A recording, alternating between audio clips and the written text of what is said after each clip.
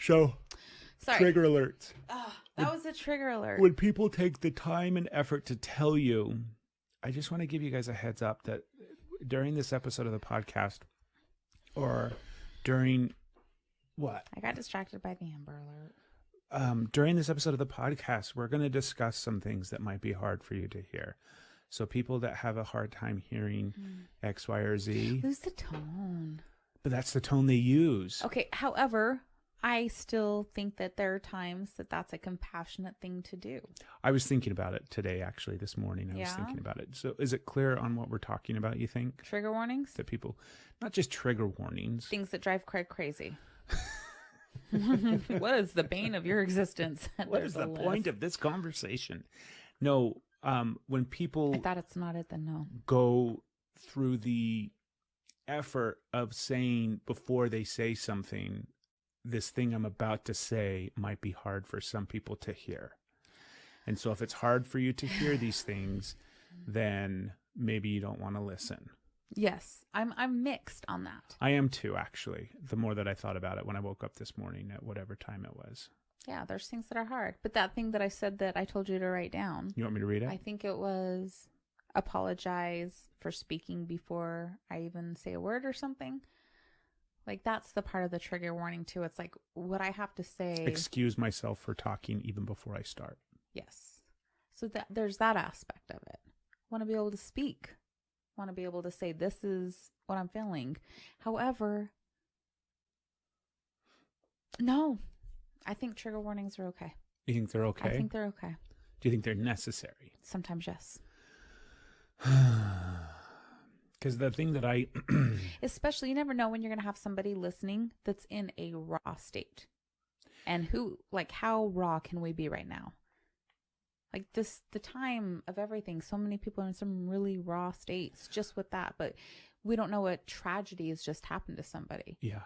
And there's times that I have heard, like listening to something, that there's a rape trigger warning. And there's times that I'm okay with listening, and there's time I'm like, I'm not fucking dealing with that today. Like, I will turn that shit off because I know that I cannot hear it. And I'm glad that I had that warning. But what if you just turn it off when you hear it? Do you know what I mean?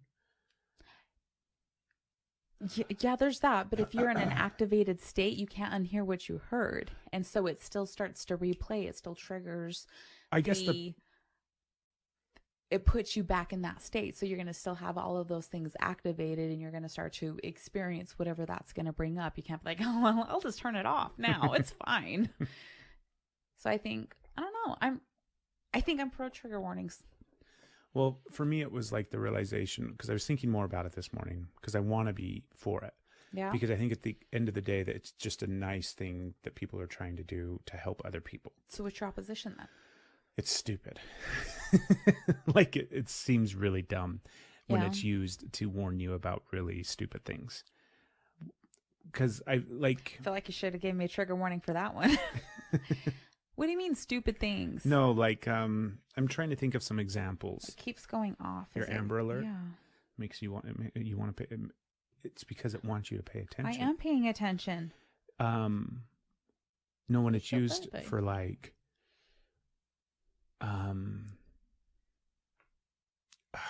this episode, or like you see it a lot with TV and stuff. Mm-hmm. Or I don't know. I guess I'm being stupid. I'm trying to think of examples, and everything that pops into my head, I'm like, well, that's kind of legitimate. Well, that's kind of legitimate. So you're proving your own point, or you're proving my point. I just think that to me, what it triggers inside of me is that thing of like, we need safe spaces so that people don't feel threatened by whatever it might be, loud noises or clapping. This episode has you're not talking about triggers. You're talking about personal point of privilege, and you're confusing the two. I'm not confusing them. That's what it triggers inside of me. That's what the whole concept and idea of like, well, we're going to give this little caveat before this episode starts so that people have some awareness of like, this might trigger you because we say the word fuck, or we talk about. I think the word you're mixing the two. I do. Why can't we speak today? I don't think I've had a coherent sentence since we hit record. Right. see, 26 minutes in. Jesus. Okay. I'm for it.